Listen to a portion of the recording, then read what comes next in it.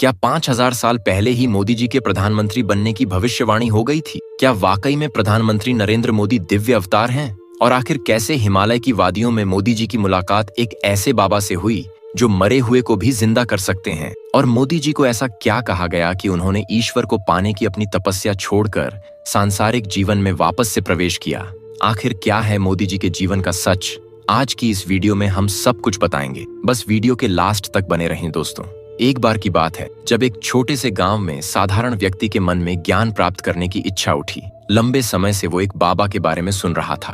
उसने सोचा कि वो उस बाबा से ज्ञान प्राप्त करेगा, जिसके बाद वह बाबा के पास जाकर कहता है कि मुझे अपना शिष्य बना लीजिए। लेकिन बाबा ने ऐसा करने से मना कर दिया, जिसके बाद उस व्यक्ति के अंदर ज्ञान प्राप्त करने की लालसा और ज्यादा बढ़ गई।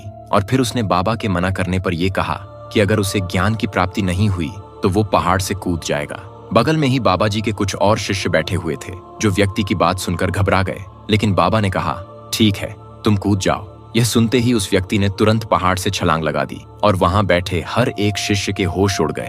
वो सभी डर से कांपने लगे। बाबा जी ने सभी शिष्यों को उस व्यक्ति का शव लेने के लिए भेजा। जब शिष्य शव को ऊपर लाए तो शरीर तितर बितर हो चुका था। फिर बाबा ने उसे व्यक्ति के शरीर पर हाथ फेरा और उसके बाद जो हुआ उसे देख हर कोई हैरान रह गया, क्योंकि जैसे ही बाबा ने व्यक्ति के मृत शरीर को छुआ वो जीवित हो उठा। व्यक्ति को जीवित करने के बाद बाबा ने कहा, यह तुम्हारी परीक्षा थी, आज से तुम मेरे शिष्य बनते हो। दोस्तों, ये बाबा कोई और नहीं बल्कि दुनिया भर में प्रचलित महाअवतार बाबा जी थे, जिन्हें एक कल्प यानी 5000 वर्षों तक जीवित रहने का सौभाग्य प्राप्त हुआ। और दोस्तों, आपको सुनकर आश्चर्य होगा कि महाअवतार बाबा जी देश के प्रधानमंत्री नरेंद्र मोदी जी के भी गुरु रहे। ये तब की बात है जब देश के यशस्वी प्रधानमंत्री नरेंद्र मोदी सन्यासी बनने की राह पर मात्र 17 साल की उम्र में हिमालय की वादियों में निकल गए थे। बचपन से ही दिल में देश प्रेम की भावना लिए समाज सेवा करने वाले नरेंद्र मोदी सन्यासी बनने के लिए न सिर्फ हिमालय की वादियों में पहुंचे, बल्कि उन्होंने कई सालों तक वहां पर कठिन तपस्या भी करी। और अपनी इसी तपस्या के दौरान मोदी जी की मुलाकात महाअवतार बाबा जी से हुई और बाबा जी का आशीर्वाद मिलते ही मोदी जी सन्यासी जीवन में लीन हो गए, जहां वो संसार के छुपे हुए रहस्यों के बारे में और गहराई से जानना चाहते थे। मोदी जी के अंदर ज्ञान प्राप्त करने की एक अलग ही ललक थी। महाअवतार बाबा की शरण मिलते ही मोदी जी ने हिमालय में बसने का फैसला कर लिया। लेकिन बाबा मोदी जी के इस तरह सन्यासी जीवन से संतुष्ट नहीं थे, इसलिए उन्होंने मोदी जी को दर्शन दिए और उनसे कहा कि तुम अपनी तपस्या का यहीं पर विराम करो, क्योंकि तुम्हारा जन्म एक सन्यासी बनकर रहने के लिए नहीं हुआ है, बल्कि तुम्हें तो सनातन धर्म को विश्व पटल पर मजबूत बनाना है। तुम्हें भारतवर्ष को विश्व में सबसे आगे पहुंचाना है, जिसके लिए तुम्हें सांसारिक जीवन में जाना होगा, लोगों के बीच रहकर समाज को आगे बढ़ाना होगा। महाअवतार बाबा का आदेश मिलते ही नरेंद्र मोदी हिमालय की वादियों से वापस लौटे और धीरे धीरे उन्होंने राजनीति में तरक्की हासिल करनी शुरू कर दी। कहते हैं कि बाबा का आशीर्वाद होने की वजह से ही भाजपा ने नरेंद्र मोदी को साल 2014 में प्रधानमंत्री पद के लिए उम्मीदवार घोषित किया और उसके बाद मोदी जी ने प्रचंड जीत हासिल करी। तब से लेकर अब तक मोदी जी लगातार देश के लिए कीर्तिमान स्थापित करते जा रहे हैं। हालांकि विपक्षी दल का तो कहना है कि 2024 का लोकसभा चुनाव मोदी जी का आखिरी चुनाव होगा, लेकिन आपको बता दें कि ये बात बिल्कुल भी सच नहीं है, क्योंकि उनके ऊपर एक कल्प जीवन आयु का वरदान प्राप्त कर चुके महाअवतार बाबा का हाथ है। भला मोदी जी को कौन पराजित कर सकता है? बाबा के कहे अनुसार मोदी जी आज न सिर्फ भारत को मजबूत कर रहे हैं, बल्कि सनातन धर्म को विश्व स्तर पर प्रचलित करने का कार्य भी कर रहे हैं। और ये बात हम यूं ही नहीं कह रहे हैं, बल्कि इसके कई सारे प्रमाण भी आज देखने को मिल जाएंगे। सबसे पहले तो आप राम मंदिर को ही ले लीजिए, जिसका इतिहास सदियों पुराना है, लेकिन बीते 500 सालों से प्रभु श्री राम को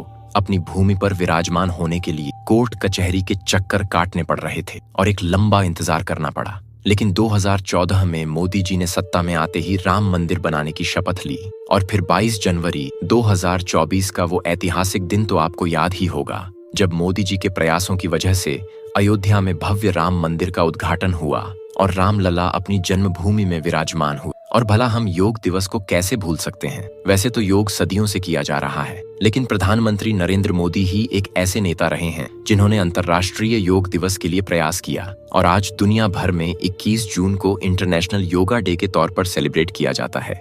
वहीं काशी में काशी विश्वनाथ कॉरिडोर, उज्जैन में महाकाल कॉरिडोर और वृंदावन में बांके बिहारी कॉरिडोर भी बनने जा रहा है। इसी तरह विंध्याचल कॉरिडोर का निर्माण भी प्रधानमंत्री नरेंद्र मोदी के प्रयासों से ही सफल हो पाया है।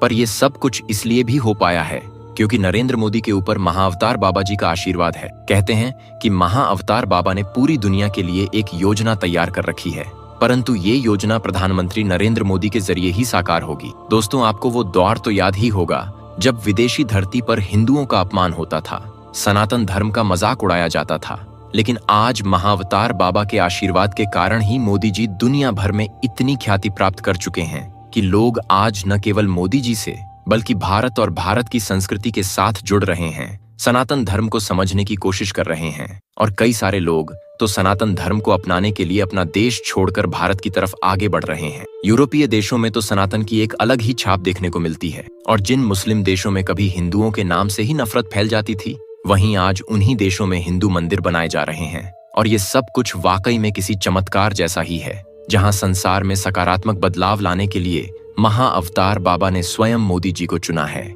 जिन्हें हराना या फिर उनका सामना करना किसी के भी बस की बात नहीं है।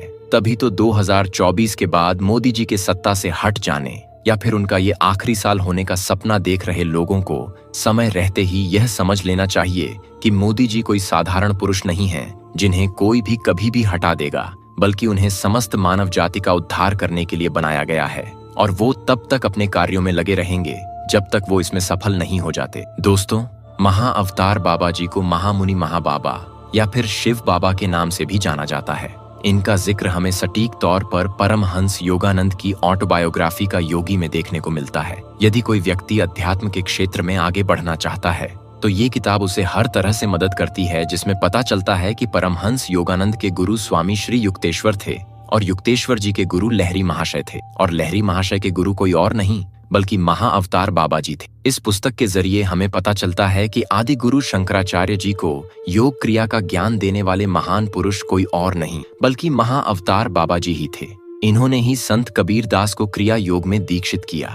दोस्तों, माना जाता है कि आज भी महाअवतार बाबा हिमालय की गुफाओं में तपस्या में लीन है और अपने शिष्यों को समय समय पर दर्शन देते हैं। कहा तो ये भी जाता है कि महाअवतार बाबा जी ने 19वीं शताब्दी में लहरी महाशय को दर्शन दिए थे। लहरी महाशय के बाद उनके शिष्य युक्तेश्वर गिरी को बाबा के दर्शन हुए, और ये तब हुआ था जब युक्तेश्वर गिरी कुंभ मेले में पहुंचे थे। इस मेले में युक्तेश्वर गिरी को महाकाल बाबा ने दर्शन दिए। कहा जाता है कि इस दौरान कई अन्य लोगों को भी महाअवतार बाबा के दर्शन हुए थे, और उस वक्त लोगों ने बाबा की आयु मात्र 20 से 30 वर्ष के आसपास बताई थी। लेकिन महानुभावों के अनुसार उस समय पर बाबा थे ही नहीं। इसका ये अर्थ है कि महाअवतार बाबा के शिष्यों को जब कभी भी उनकी जरूरत होती है वो दर्शन देने के लिए पहुंच जाते हैं, और फिर बाबा अपने शिष्यों को भूत, वर्तमान और भविष्य की घटनाओं का बोध कराते हैं। वो एक दिव्य संत हैं जिनके पास मृत व्यक्ति तक को जीवित करने की शक्तियां मौजूद हैं। महाअवतार बाबा आज भी हिमालय की गुफाओं में तपस्या में लीन है।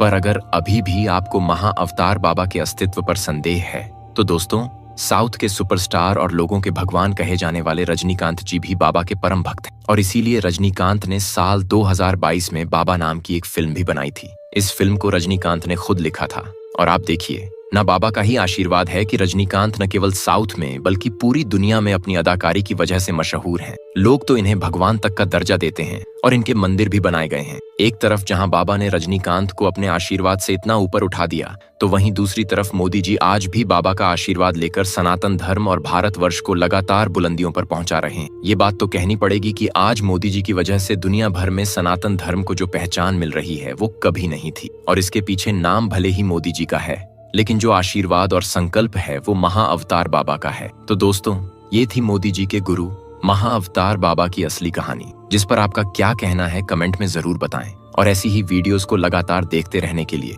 चैनल को लाइक, शेयर और सब्सक्राइब करना ना भूलें। धन्यवाद।